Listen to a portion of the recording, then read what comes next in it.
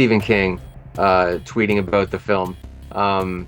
That was the first thing that I could like show my parents, because that they would be like, oh yeah, we know who he is.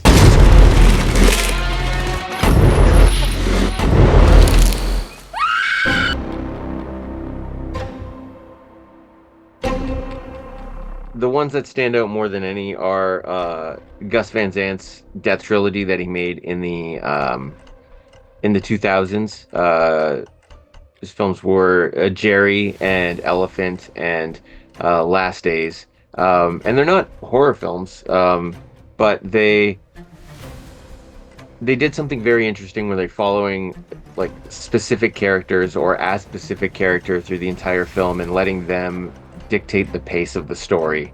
And you did this through tracking shots or just lingering on certain moments and never letting the camera get too involved with the story that's being told, and being very objective with it. And I really found those films fascinating. So when I first saw them when I was a 20-something-year-old film student, and being a fan of horror and being a fan of slasher films, I was just always curious of how we could take those elements and bring them into the world of horror or slasher film or just genre films in general. And that's kind of where everything blossomed from. And from there, I became exposed to other films like Alan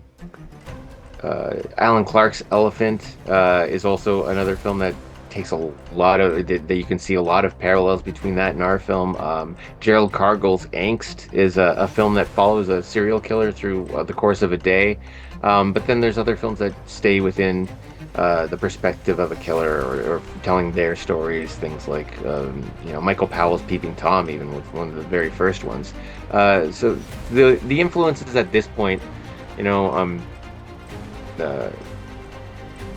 I guess I'm just old enough that they're from all over, and I wouldn't even be able to identify like some of them that are probably in the film at this point. But those were the big ones for sure. Those were the launching points.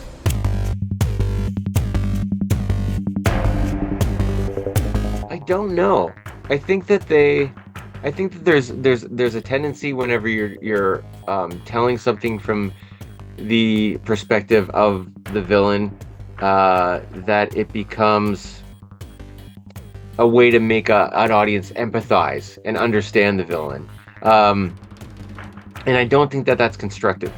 I think that, especially in terms of a slasher film, I think that the way that slasher films work is you have a character and you have a monster that can't be reasoned with, and as soon as you can empathize with somebody, as soon as you can understand their motivations in a way that's on a human level, then you're creating an entry point for them to be reasoned with or manipulated. So yeah, I think there aren't many that I feel like I would love to hear their story, because I think they function well as they are.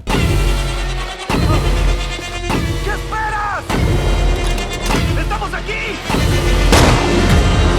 I implore you to come to the cinema and watch In a Violent Nature. It's a film that you're going to be able to recognize through the all the slashers you've seen before, but it's bringing something a little different and a perspective that you might not have witnessed. So please come and enjoy it, and thank you so much in advance.